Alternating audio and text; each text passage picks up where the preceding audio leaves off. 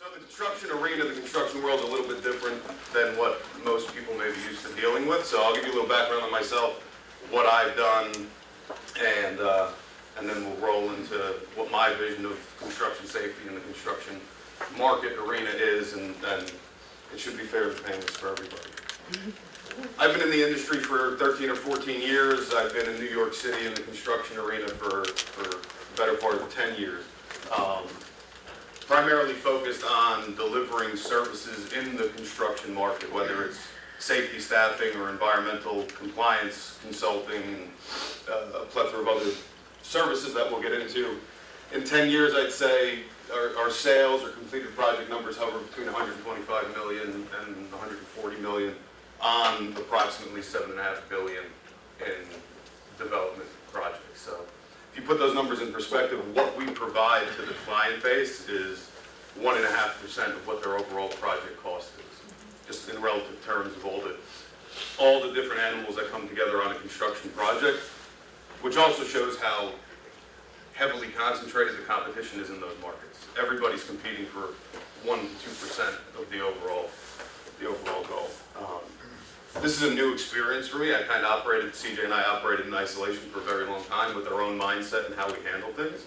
So the practice director role we have a different culture in New York. Anyone who's met me or interacted with me for any period of time knows that we're cut from a little bit of a different cloth. I will try to get through this whole presentation without swearing, but I'm not. Yes, do try. So I think the most important aspect of this standing up here and then meeting with people throughout the week is going to be to allow the New York City culture to kind of fold into the cultures that everybody else has in the different aspects of the organization. Going into exciting projects, we've done a lot of projects. I think it's exciting whenever you go into a project and you come out with a relationship. That's what's exciting to me, but in particular, I chose this project. It was our first construction safety initiative as CES, who was the company that BSI acquired in September 2016. And Equinix is a pretty high-profile data center company, but if you asked me in 2010 who they were, I had no clue. And if you asked the client that called us who they were, they'd say, we don't know how to build a data center, but we're going to build one for the people's shop. It was kind of a concerted effort between a client that was new into the business and us that we were just hungry to try and get involved and pick up some extra revenue. Had an acquaintance that happened to be bilingual who worked in the construction industry in the demolition world as a contractor. His name is Brian Ugarte. He's still employed with us today. But we went on that project, and I didn't know what we were getting involved in, but it turned out to be 30 contractors and 800 employees at its peak. Brian managed the entire project from start to finish as a junior person with absolutely zero field experience, and we ended up cultivating that relationship into a client that, John, how much revenue does JT Megan give us a year? 25%? Yeah. 25% of our office's revenue is from this client, which started with this relationship. JT Megan is one of our top 5 clients. So it's also one of BSI's top 10 clients. Yeah, top 5 actually. Are you saying JT is the client or Equinix is the client? JT Megan was the client. It was for Equinix to build the data center.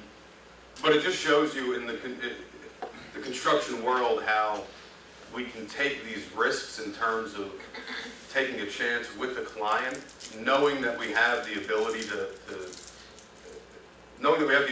develop a relationship through servicing them. We don't have to be the experts in the construction field. You know, everyone out here obviously isn't an expert in construction, but we all have to just start with having the trust that we have the ability to take these off-the-cuff endeavors, and we can materialize them, penetrate a client, and then grow that client. That's essentially why I thought that was the coolest project. This is a plagiarized slide from BSI. They talk about the built environment a lot. You hear them talk about the built environment. Plagiarized, and then Kim helped me put this bottom piece together because I don't know how to use PowerPoint. But You're welcome. The built environment and the term built environment, and I never really understood it, and we were in a meeting and I said, so we're talking about the life cycle of an asset. That's kind of how I interpret what the built environment is. These are some UK terms that really don't make sense to us in the US, but that's fine. So if you look at the life cycle of an asset being a fixed piece of property, whether it's a piece of dirt or a building, you know, this building's an asset, everyone's office is an asset, everyone's home is an asset. There's the inception of the project, which is essentially the conceptual idea, let's do this, build this, reposition that. There's the architectural engineering design, there's the actual construction, there's the operation and maintenance piece where it's in use, and then there's the decommissioning and renovation. In our current construction safety practice, which is a practice in the construction arena, is there like a laser on this thing? Yeah. So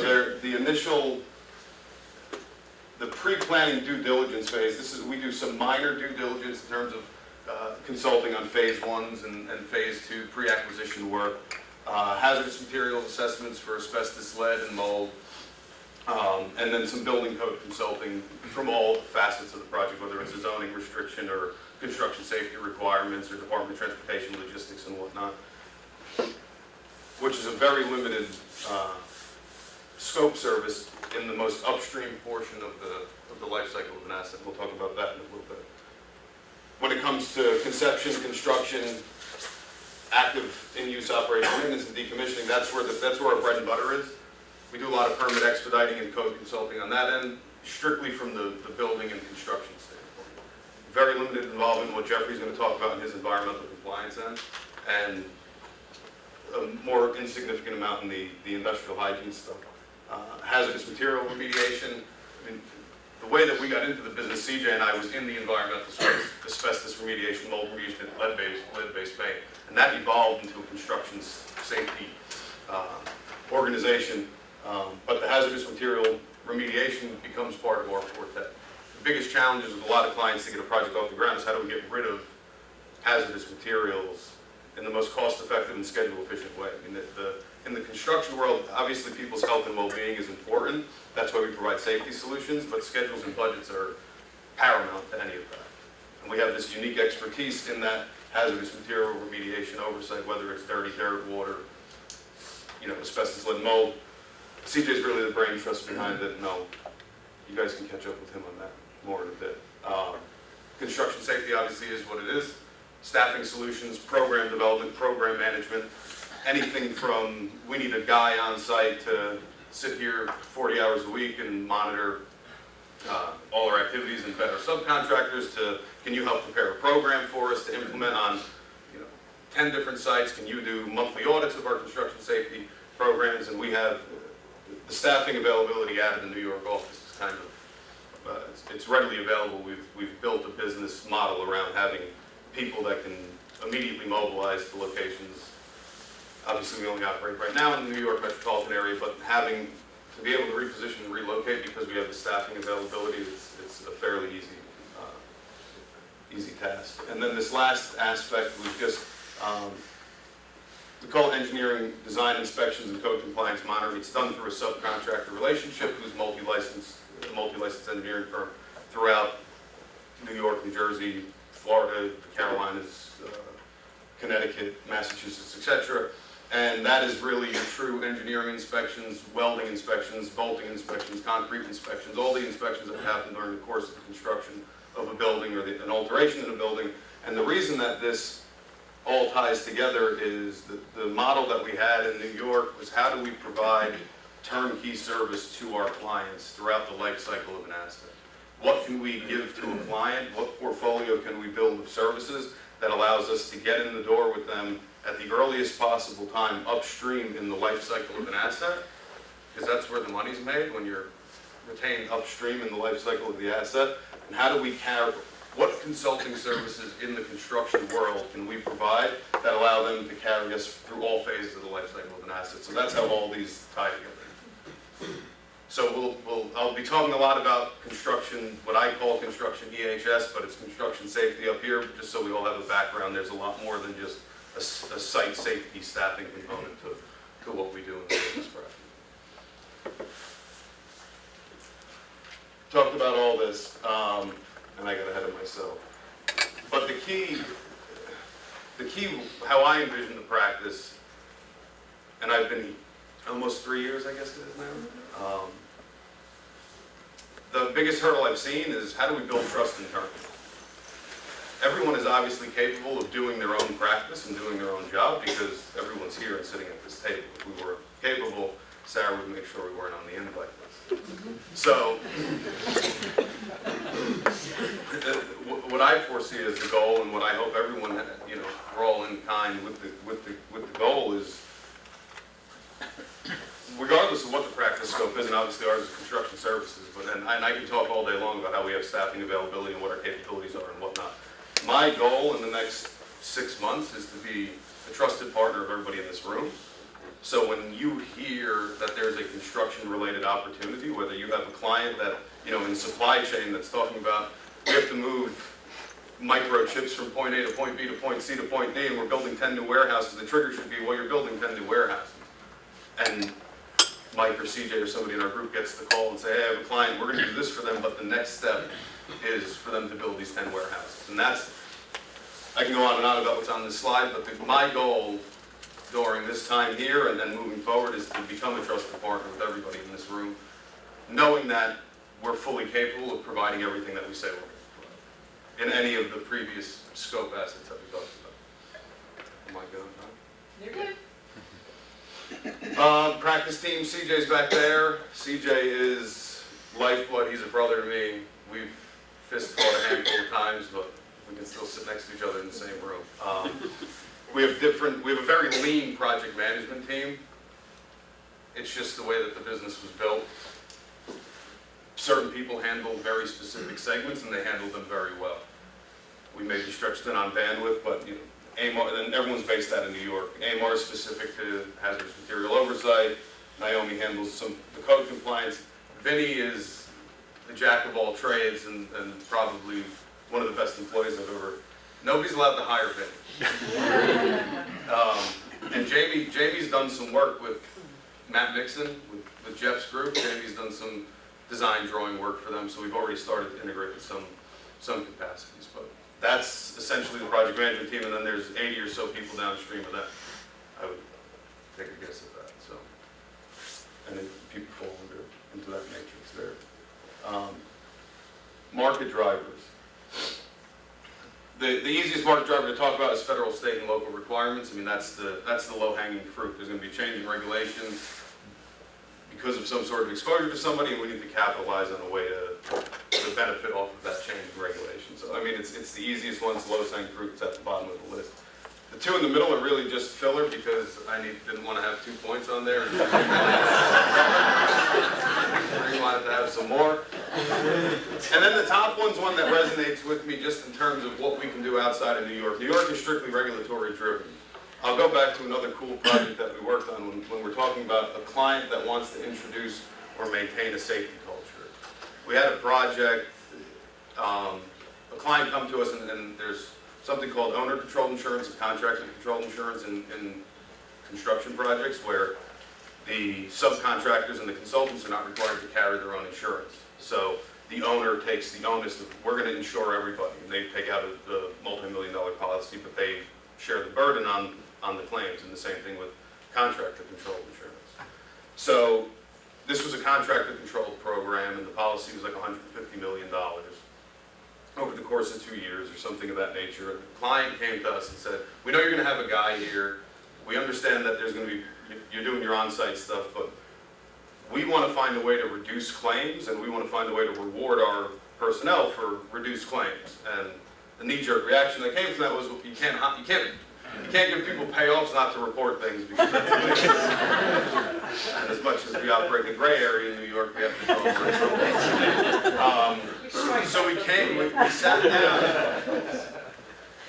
sat down and we came up with a matrix type program to incentivize people to do their job. It's kind of how we evolved into the entropy reporting system, and different time, different place for that conversation. But we came up with matrix level reporting to force subcontractors to do their jobs on these projects. To say, you get 5 points for doing your daily toolbox talk, and 10 points for making sure that your sign-in sheets are done. And we had all the subcontractors sign up and buy into this program and convince the contractor, who's the owner of the insurance program, to invest on a monthly basis, whatever contractor group had the highest amount of points based on just doing their job. Essentially, they did what they had to do, but we had to make sure it was done on time and it was done productively. Every month they were awarded, you know, whether it was a lunchbox or a backpack or a Swiss Army knife or whatever the case may be. And just by doing that and posting a giant board on the project trailer outside for everybody to see, you sparked an immediate safety culture on the project. People became competitive about becoming safe. The people in the workforce got the, this is the stuff I get really passionate about, so I get ultra excited to talk about it, and I'll ramble for a long time. But the people on the project saw that their employers cared about them. And when you can, you know, to use a BSI term, when you can embed that level of excellence in a project, the sky's the limit, and penetrating the client just becomes completely, it's the easiest thing in the world. When everybody on a project learns that you're there for their best interest and you're not there just to collect a check. And that's what we're able to do when a client comes and says, we want to take this initiative. That's the most lucrative market driver out there. And we did this on another project recently. We got a big award for it, and it was pretty cool. Here's a list of clients.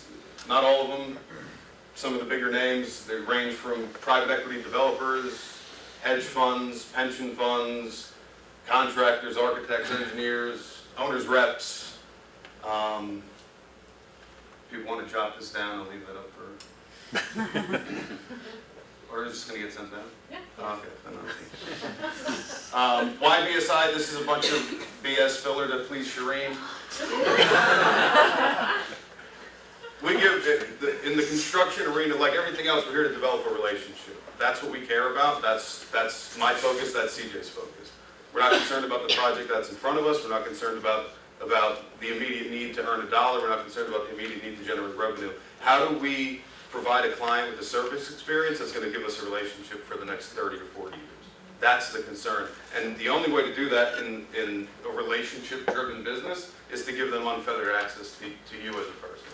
And that's what we give our clients. CJ's available to his clients 24/7. I'm available to mine 24/7 because we're here to develop the relationship. And because our market is oversaturated with competition, the only thing that differentiates us is our ability to build those relationships. And that's why I have found that, you know, somebody said that a survey showed that clients work with us based on trust. That's the biggest trust factor in the construction world that a client can have. When they need to know, and I'm going to have to swear once, they need to know when shit hits the fan, you have their back. Period. And that's why we've been successful, and that's what we're looking to show to everybody else in this room and start collaborating.